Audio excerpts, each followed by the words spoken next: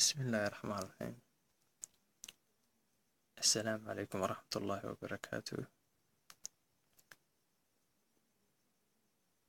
وأنا فرحان حسن دلبا إن شاء الله بإذن الله الكريم. ما أنت waxaan doonaynaa idila wadaago cashar kale oo ah security-ga ama hacking-ka qof isu yaqaano oo ah sidee loo jebin karayaa app log lagu xidho applications-ka imika kanoo kale ay dadku badan inta badan ku xidhaan. sidee ayaad intaad u jebiso application-ka ugu xidhnaa aad u geli karaysaa. insha allah aan ka hadli doonaa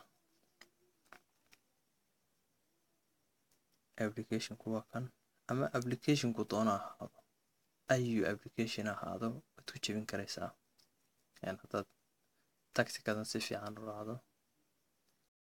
application kasta oo ku xidhan yahay app log weeyaan, maaha images and video hider-ka maaha, laakiin waa app log.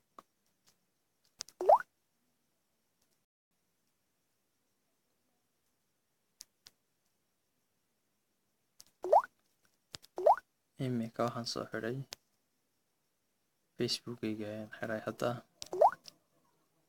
waad aragtaa Facebook-gaygii app log ayaa ku xidhan ma yeelayo si kastoo wax kale aan ugu eego. wuxuu doonayaa batankii lagu sawiray ayuu doonayaa. imika Facebook-gayga soo kacayo log bay weydiinayaa. logga haddaba saad u dhaafi kartaa, hacking ugu samayn karaysaa oo aad u jebin karaysaa. ayaron waxaad tagtaa setting-ka markaad tagto waxaad ka tagtaa app manager-ka dooro. app manager markaad ka tagto waxaad raadisaa application-kii ay wax ku xidhnaayeen ayaad raadinaysaa. waa kan imika app log-gan buu ku xidhnaa. ayaron first stop dheh gebigiisa.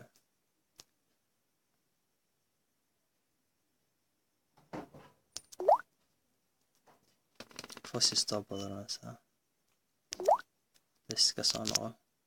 haddaan Facebook-gayga soo kaciyo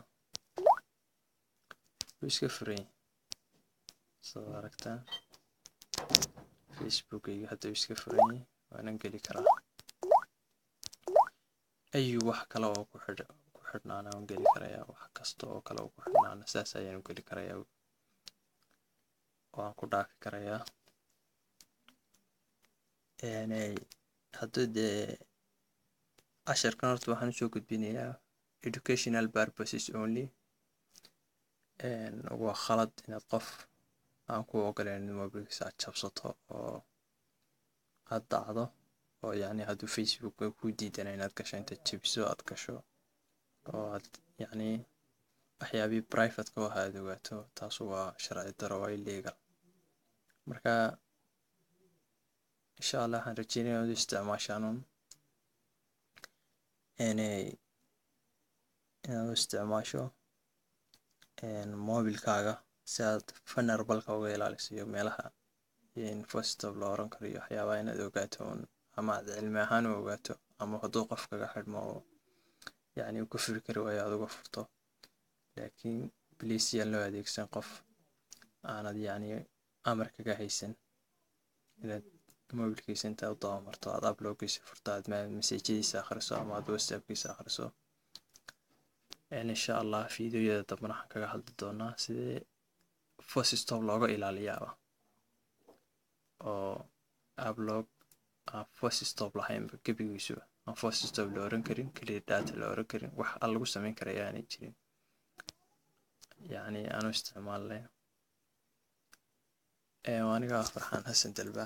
insha allah bismillahi waxaan rajeynayaa inaad intii tamartayda wax badan iga faa'iideen. assalaamu calaykum waraxmatullaahi wabarakaatuh.